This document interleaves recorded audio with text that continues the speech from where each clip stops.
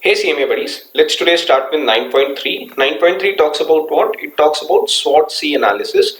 C is something which is new to you. Most of you wouldn't have heard of it, or maybe if you have, that's great. SWOT basically stands for strengths, weaknesses, opportunities, and threats. And we'll try to understand what exactly C is. This is with respect to industry sector and the company, right? Now, what exactly is SWOT? We already know it's an acronym for strength, weaknesses, opportunities, and threats. Now, these threats can also be replaced by something called as challenges. So that's what C actually stands for. Well, that's something which we will talk about in detail as we move on with the video. What exactly is SWOT then? Organization performs SWOT analysis for what? To understand internal and external environments. So whenever organization wants to know its SWOT, that is strength, weaknesses, and opportunities and threats with respect to its internal and external environments, they perform SWOT analysis, right? What is the purpose of the same? Purpose is to identify the strategies to exploit external opportunities. So if there are any opportunities that are existing in the market, then that is something, if they need to tap, then they need to do a SWOT analysis. Counter threats. So if there is any kind of threat that is there in the market, that's something they need to counter. For that, they do SWOT analysis. Build on and protect company's strength. So first of all, whatever strengths they have, they try to increase those strengths, or rather work on the strengths more, and whatever is there, they want to protect those strengths and eradicate weaknesses, that is remove the weaknesses. So that's the basic idea of doing the SWOT analysis. Effective organizational strategy is one that capitalizes on opportunity with the use of strength and counter threats by minimizing the impact of weaknesses in order to achieve predetermined objective. So if an organization needs to have an effective strategy, how is that effective strategy can be brought into use? That is by capitalizing. That means to improvise on the opportunities. How? With the use of strength. So whatever strengths you have, you try to strengthen, or rather strength is something which can help you to build a strong base or foundation for the further growth of the organization. Counter threats, that means any kind of external environment that can be an hindrance for the growth of the company, you basically counter it. Counter it means you basically try to fight it, right? By minimizing the impact of weakness. That means whatever weaknesses are there, you basically counter it by what? By effective organizational strategy. For what? In order to achieve the predetermined objective. So net why you do SWOT analysis is basically to achieve a predetermined objective, right? Now SWOT analysis basically includes various steps. Now what are these steps? First is what you do when you set up an objective, or you do an analysis. You basically set an objective. So setting objectives of the organization or its unit. So first thing that you do is you basically set an objective. Fine. Then you identify its SWOT. Now for an organization, you need to analyze what all exactly are your strengths, weaknesses, and opportunities and threats. So first you do is objectives. Then the next thing that you do is you do SWOT, right? Then you come to the breakup of the SWOT. That is, you maximize the areas of strength, right? So whatever strengths you have, so the SWOT is break down further. That is, whatever strengths you have, you maximize on that, and you minimize the weaknesses, right? So first 2 points are covered. Then you come to O, that is opportunity. So you capitalize the opportunity in the external environment. So whatever opportunities are existing there in the external environment, you try to capitalize, or you try to improvise on that, fine? And finally, T is what? Protecting the organization from threats in an external environment. Fine.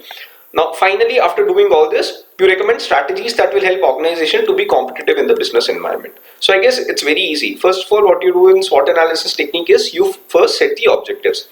Then you identify SWOT. Fine. So once you do that, this SWOT is being broken down thereafter. So first is what? First is S, that is strength. So you maximize the areas of strength. You minimize the weaknesses. Then O stands for opportunities, wherein it says capitalize the opportunity in the external environment.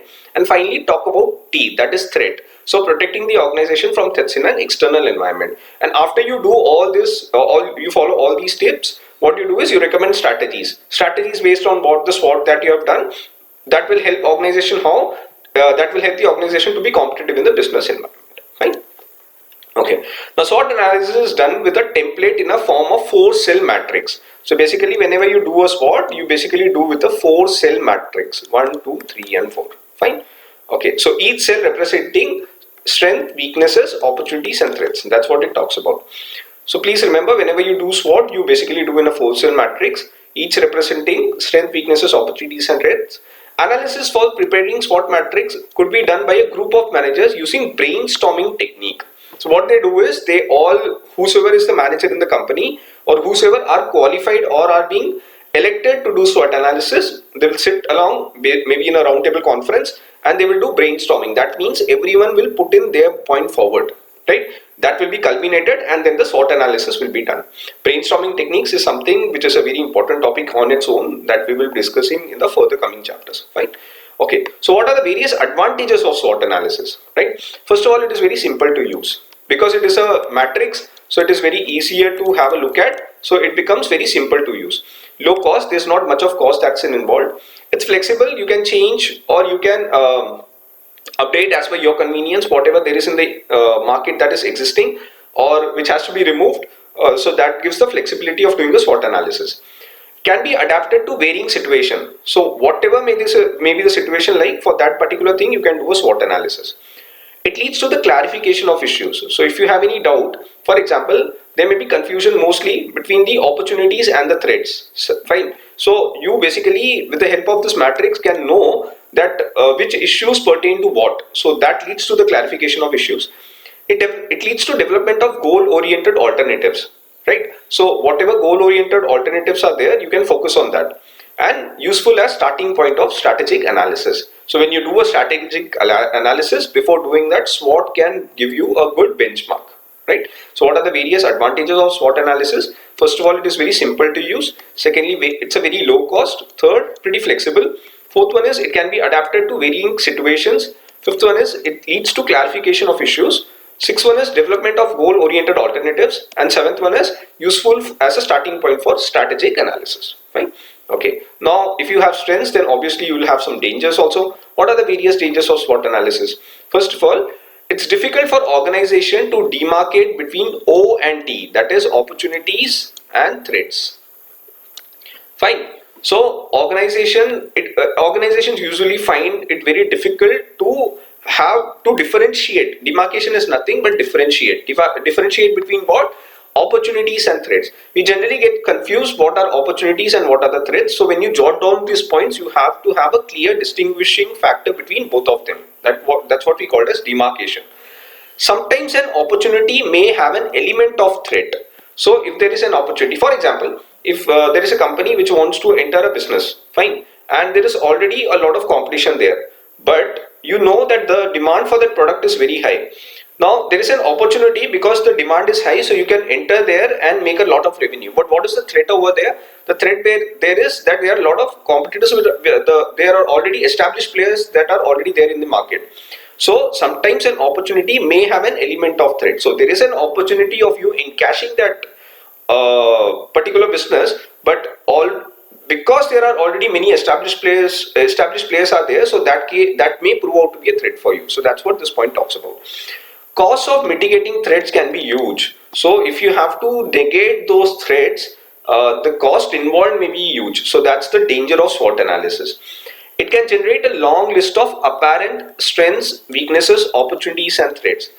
You may make a 4-cell matrix, but the list may be very long. That's what it says. It can generate a long list of apparent strengths, weaknesses, opportunities and threats, but it should be clearly categorized. What is more important and what isn't. You may have an umpteen number of things in all these 4 boxes, but you should be able to categorize which is more important and which is not. So that's how SWOT analysis will basically help you. There may be a danger of overgeneralization. You cannot generalize everything, right? There cannot be overgeneralization of things. SWOT analysis is not a substitute for more rigorous, insightful analysis such as core competencies, critical success factors, strategic gap and value chain, etc. These are most of the terms that we have already discussed in the previous chapters. So you cannot overgeneralize. That means you cannot make it very casual, right? SWOT analysis may look easy, but you also have to make sure that it is rigorous. That means an intense research is done in that. There has to be an insightful analysis. Analysis has to be proper as per the core competencies. That means as per your skill set. Critical success factors may be there. There may be some strategic gap that needs to be bridged and the value chain. So these things have to be taken into account while doing SWOT analysis, or it can prove out to be a danger. Simplicity of use may trivialize the reality. The advantage that we saw is that it is simple to use. But if it is too much of simplicity is there, then that may trivialize the reality. Trivialize means make it very general. That means it may not be very focused. It may not have a critical analysis component in that. So you have to make sure of that. As the latter may be more complex than represented in SWOT matrices, right? So please make sure of that. May result in compiling list rather than think what is really important for achieving the objective. So you just don't have to make the boxes and jot down the points over there. You have to make sure what is more important, right? So it may result in combining list. So you just don't have to have many points in that. Rather, what is more important is basically thinking what exactly is really important for achieving objectives. So your SWOT matrix should basically contain points only which are more focused on achieving objectives rather than just jotting the points down. Fine. There are likely chances of confusing strengths with opportunities and weaknesses with threats. That is very, very, very important. You should be able to categorize what are your strengths. Don't confuse it with the opportunities, and you should be able to recognize your weaknesses rather than confusing it with threats, right? So please correlate both of these, strengths with opportunities and weaknesses with threats. Fine.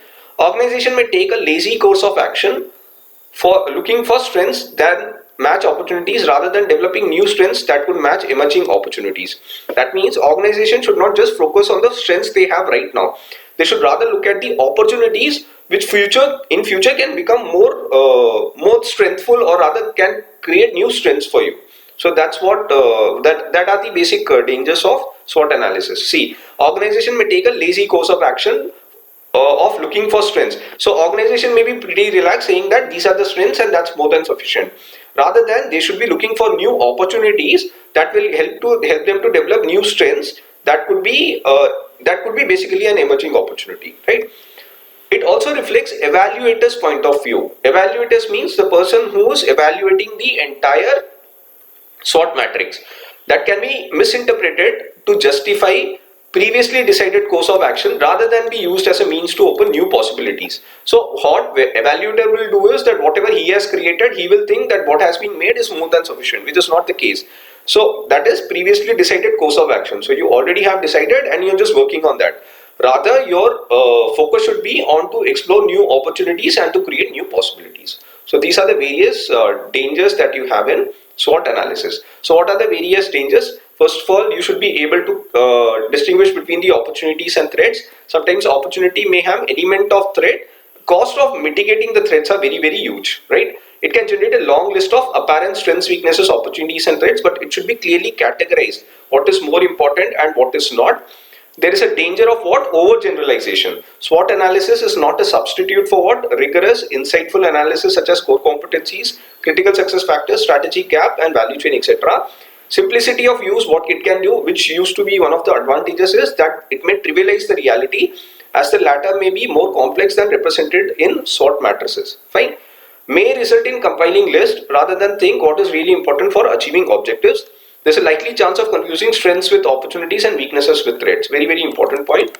Fine. Organization may take a lazy course of action because they may think that whatever strengths are there, that's more than sufficient rather than matching opportunities.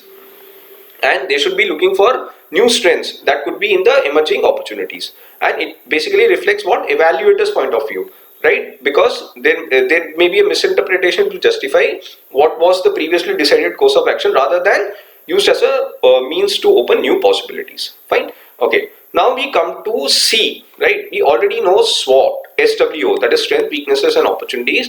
But now it is challenges. Now threats can also be replaced with what is called as challenges. So what one is looking as a threat can basically look at it as a challenge, and that's a positive way of looking at things. That is, you may see a half glass filled rather than see it half glass empty. So when you say it as a threat, it is a very negative word or a connotation. But when you take it as a challenge, then you basically can convert that into an opportunity, which eventually will become your strength also. So threats can also be seen as challenges. That's what it says. Bottom right column in matrix indicates the challenges that an organization is likely to face. So basically, if you look at the SWOT analysis matrix, the first on the top left is strength, then it is on the right is weakness, whereas top bottom talks about opportunities, and the final value is called as threat. So this threat can also be replaced with something called as challenges. That's what it talks about. This can be tightening of regulations, changes in customer demands, newer products, etc. can pose challenges, right? So rather than seeing that as a threat, if you see it as a challenge, you basically can convert that into an opportunity. Fine. For example, a company having a mobile phone application similar and identical to another's company application that currently dominates the market may lead to serious threat with respect to company's product. Fine. So if a company is there, they are creating one app. Fine. But already there is one app which is already very popular in market. Let's take an example of something called as ChatGPT. Fine. Now there is ChatGPT, and this is a very popular app. If you would have seen the news recently, there is a app called as DeepSeek. Now this DeepSeek is what? This is again as an AI app. This has come as a replacement for what? As a ChatGPT. Now initially when DeepSeek would have created, they would have seen ChatGPT as a threat. But the beauty of DeepSeek is that it can be prepared at a lower cost as compared to ChatGPT. So what could have been seen as a threat has been converted into challenge, and now if you would have seen the news, a lot of people are basically opting for DeepSeek rather than going for ChatGPT, right? So that's how you define a SWOC, that is strength, weaknesses, opportunities and challenges, rather than talking about strength, weaknesses, opportunities and threat. So this is one of the best examples you can actually take. Knowing challenges helps businesses to make informed and strategic decisions regarding products. So if you know what exactly are your challenges, business can basically take more informed decisions, and there can be proper strategic decisions with regarding to the products that they basically are catering in the market, right? So that's how you replace a SWOT with SWOC. This is an example given in your book. So let's see how does a SWOT analysis of an Indian steel industry is. Fine. Now for example, if I talk about strength, it will say abundance of iron ore and other minerals for steel. So there are a lot of iron ores and other minerals that can be used for steel, so that becomes a strength for you. There's a lot of skilled manpower and low unit cost, and finally mature production base. So these are the various strengths of the steel industry. But then if you have considered the strengths, you also need to look at the weaknesses. What can be the various weaknesses? High cost of capital, low labor productivity, high cost of basic input, high social cost, poor quality of basic infrastructure and distribution network, and IT leverage. Fine. Now then you come to the opportunities. What are the various opportunities available in the steel industry? Demand for infrastructure, rapid urbanization. That means a lot of villages are being converted into urban structures, right? So there is this movement from rural to urban, right? Untapped rural demand. So there is a lot of villages wherein the steel has not been catered to. So that is untapped rural demand. Low per capita consumption, consolidation, low export penetration, and growing domestic demand. Fine. So then you have something called as threat. So you look at it as a threat, or you can even look at it as a challenge. Emergence of China as a global exporter of steel. Threat of substitutes such as aluminium or plastics, etc. Then you have technological obsolescence. That means it is just degrading, or technology has been faded away.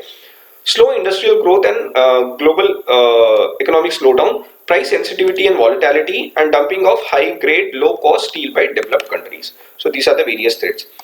Take it as an example, just for you to understand how does a matrix works, right? So with this we finish SWOT analysis. Now in the next chapter we'll be looking at what? We'll be looking at portfolio analysis and BCG matrix. So if you like this video, please make sure you press the like button and do share with your friends. And if you have not yet subscribed to my channel, please do that, so that such kind of videos, whenever we release, it's come to your notice, right? So thank you for joining and keep learning.